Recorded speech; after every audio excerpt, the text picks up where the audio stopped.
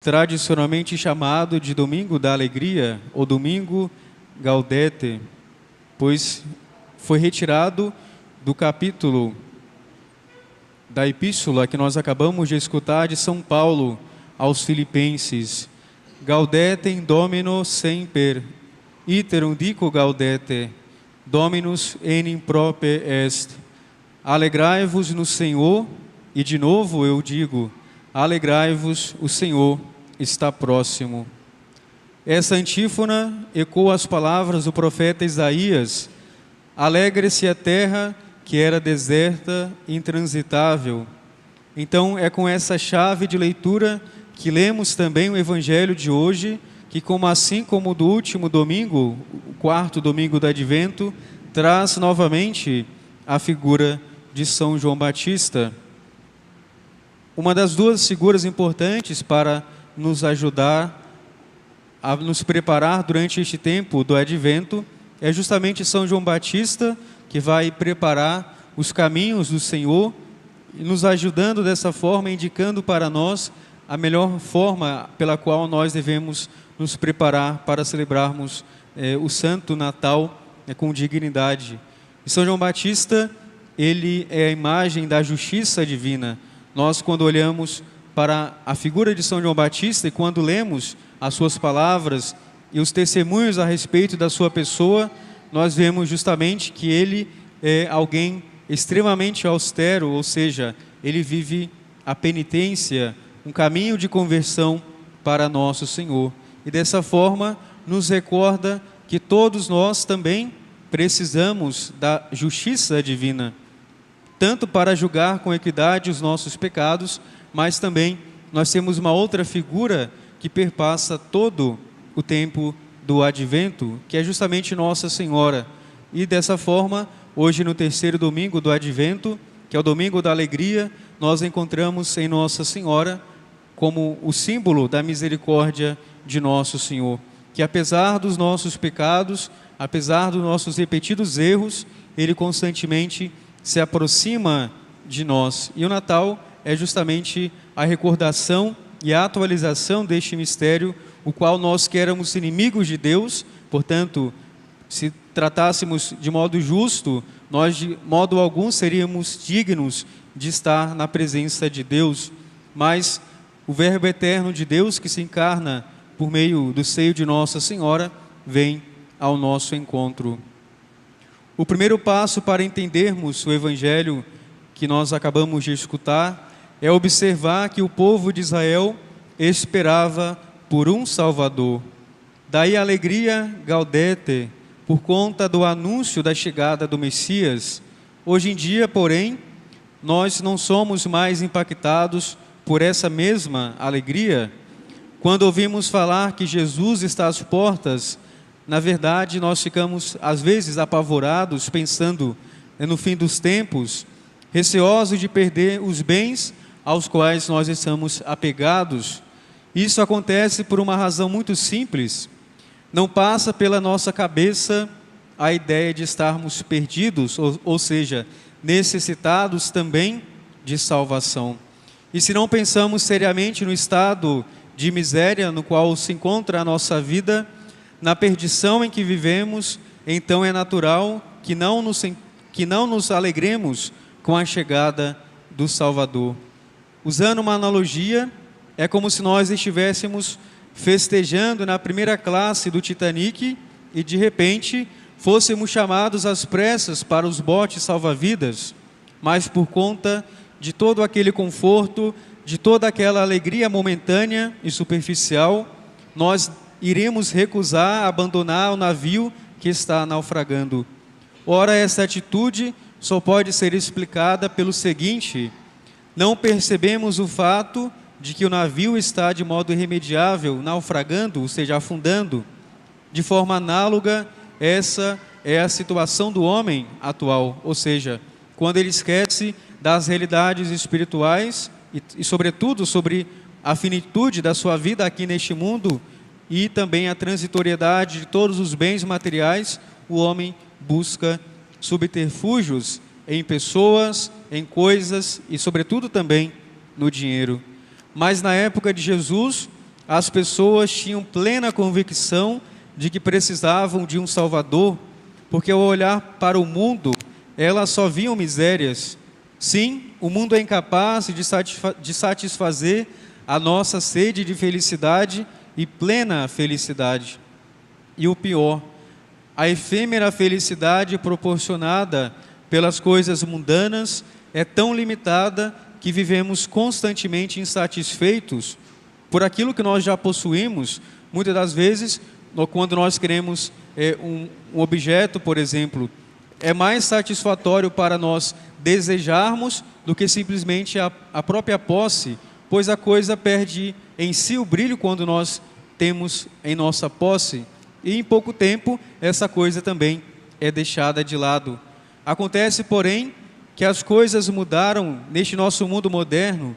Continuamos miseráveis e carentes de um Salvador, mas aprendemos a mascarar nossa própria miséria, ou seja, tomando outra comparação, nós somos, sobretudo também, podemos assim imaginar, que uma pessoa que está insatisfeita com a sua aparência, ela busca remediar essa situação, mas nós encontramos justamente esta realidade. Esta é a situação da nossa sociedade. O Titanic, portanto, está afundando, mas nós preferimos ficar no salão de festas, ouvindo a banda a tocar. No próprio filme isso acontece. Enquanto está o caos pleno diante da realidade de todos, eles se atêm justamente a uma superficialidade, ou seja, a uma felicidade momentânea, e esquecem da realidade. Não refletimos sobre a brevidade desta vida e sobre a possibilidade real de sermos condenados ao fogo do inferno. Karl Marx disse que a religião era o ópio do povo, mas a verdade é pelo contrário. A religião nos faz viver despertos para a realidade. Sim, pois ela nos diz que jamais seremos plenamente felizes aqui neste mundo. Não encontraremos o paraíso aqui. Já o marxismo prega o contrário. Temos que nos engajar em determinada luta para implantar o paraíso terrestre da justiça social.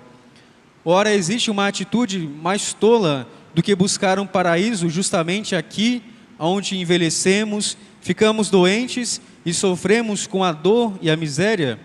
Eis, portanto, a questão para nossa reflexão.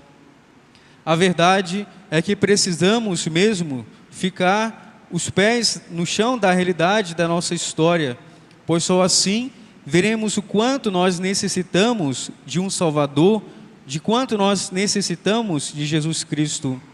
Obviamente, isso não significa que deixaremos de lutar pelas coisas sociais.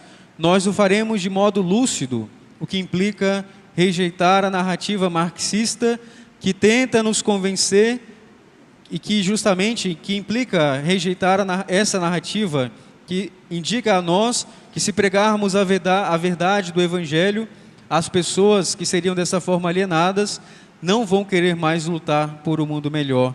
Mas é justamente o contrário. Se levarmos os outros a terem esperança no céu, elas lutarão sim por um mundo melhor, justamente por saberem que podem sacrificar esta vida a fim de fazer o bem e em prol da verdade. Agora, se tirarmos das pessoas a esperança no paraíso, na vida eterna, aí então é que elas vão ficar cada vez mais egoístas, mais desesperadas e desanimadas por achar que o céu não virá e que não irá acontecer uma retribuição para o bem cometido ou para o mal também feito. Na época de Jesus, pelo contrário, não existia este pensamento tolo de achar que seríamos felizes neste mundo. As pessoas tinham mais o pé no chão, sabiam que, ainda usando a metáfora do Titanic, que o navio está afundando, ou seja, que eles precisavam de um Messias, de um Salvador. No contexto assim, quando anunciamos a chegada do Salvador, a reação só pode ser de alegria. Vejamos, por exemplo, a primeira leitura que nós escutamos da Epístola de São Paulo, justamente aos Efésios. Ele nos convida a nos alegrarmos, ou seja, mas não numa felicidade mundana e superficial, mas a felicidade em Deus, alegrar-nos em Deus. Esta é a ideia também que está por trás do Evangelho que nós escutamos neste dia. Quando os discípulos de João perguntam a nosso Senhor se era Ele quem deveria vir para lhes confirmar a fé que vacilava, Jesus respondeu: Ide e contai a João o que estáis ouvindo e vendo. Os cegos recuperam a vista, os paralíticos andam, os leprosos são purificados, os surdos ouvem, os mortos são ressuscitados e aos pobres é anunciado o Evangelho. Eis o cumprimento pleno da profecia do Antigo Testamento, os sinais da chegada do Salvador que nos faz exultar de alegria. E Santo Tomás de Aquino, ao comentar essa passagem de Isaías, nos recorda do que realmente nós precisamos, que nós desejamos e devemos ter essa consciência que nós precisamos ser salvos, ou seja, precisamos ver em que sentido nós estamos cegos, aleijados, leprosos, surdos e mortos. A bem da verdade, essa síntese da nossa miséria nos mostra o quanto nós somos necessitados do Divino Salvador. Assim, uma vez mais que Jesus tenha vindo às nossas almas para nos redimir, poderemos então exultar de alegria e verdadeiramente viver este domingo Gaudete, domingo da alegria.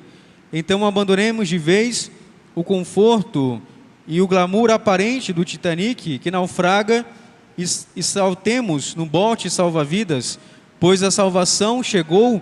Sim, o bote representa essa penitência do advento que precisamos praticar também com alegria.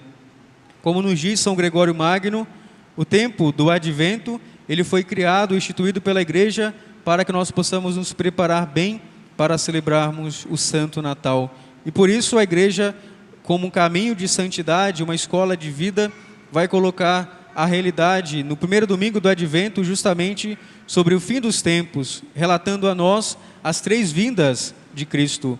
Ou seja, nosso Senhor já veio na história, se encarnou, sim, é claro, é um dado da história, mas também nos promete que Ele voltará no final dos tempos. Mas devemos recordar também, se o Senhor ainda não vem, nós iremos nos encontrar pela morte com Cristo. E é justamente nesta realidade que nós devemos voltar a enxergar, voltar a ter os pés em pé, como estes que foram curados por Cristo, pois justamente como também comenta Santo Tomás, que aqueles que estão cegos, que recuperam a vista, ele vê justamente uma referência ao pecado que obscurece a nossa inteligência. E podemos notar algo muito interessante em nossas próprias vidas. Quando estamos em estado de graça, nossa inteligência começa a enxergar as coisas com mais clareza. E o contrário também é verdadeiro. Quando pecamos mortalmente, nossa visão da realidade fica como que obscurecida. Queremos encontrar, portanto, já não a felicidade eterna, mas a felicidade em uma sexualidade desregrada, no dinheiro, nas drogas, que é justamente uma grande ilusão. Eis a nossa cegueira. Cristo, a luz, é quem faz, portanto, os cegos enxergarem. E justamente nós devemos recordar que, apesar de sermos, humanamente falando, os mais miseráveis homens, pobres, se tivermos a graça de Deus em nosso coração, ou seja, o nosso coração limpo e livre de todo o pecado mortal, nós seremos as pessoas mais ricas deste mundo, pois nós teremos seguramente o céu a nós, que é justamente a possibilidade de sermos eternamente felizes no céu. E portanto, prezados irmãos, nós possamos neste domingo, o qual nós somos chamados realmente a reconhecer no Cristo aquele que nos tira do nosso estado de miséria. E se nós não sentimos essa necessidade, devemos exultar, porque isso nos florirá para um caminho novo por meio do deserto. E 2 coisas que convertem mais as pessoas. É claro, o Espírito Santo ou os infortúnios, as desgraças que acontecem em nossa vida. Justamente, como diz, né, São João Batista, ele é a voz que clama no deserto. E qual, portanto, seja o deserto pelo qual nós estamos passando? O deserto, nós devemos naturalmente imaginar que é um lugar inóspito, é um lugar que nós não encontramos vida, e justamente é o lugar também que temos a possibilidade, por causa do silêncio, de nos depararmos com a nossa própria miséria e ao mesmo tempo escutar a voz de Deus. E é justamente nas situações tristes e difíceis da nossa vida é que nós encontramos esta voz que vem ao nosso coração. Eu sou a voz que clama no deserto, ou seja, na luta, nas batalhas do nosso dia a dia, nosso Senhor dá a sua voz, e esta voz justamente nos ajuda a endireitar os nossos caminhos. Então, possamos aproveitar bem este tempo do Santo Advento para que nós possamos, por meio de uma confissão bem feita, por meio também de uma oração contínua e assídua, nos prepararmos bem. Sim, o Senhor quer nos conduzir à salvação, mas para isso não podemos nos deixar ser arrastados pelo pecado e pela carne, por uma felicidade aparente que justamente causa em nós o vazio, o tédio. Peçamos a Deus esta graça sobre a proteção da Santíssima Virgem Maria e de São José. E, portanto, já nos alegremos, com grande alegria sentimos ao saber que realmente temos um Salvador, que Ele veio, se encarnou por nós, morreu, padeceu e ressuscitou também ao mesmo tempo. Ele veio nos resgatar da nossa miséria, deste naufrágio e deste mundo que naufraga. Alegremos, pois Ele chegou para nos libertar. Louvado seja nosso Senhor Jesus Cristo, para sempre seja.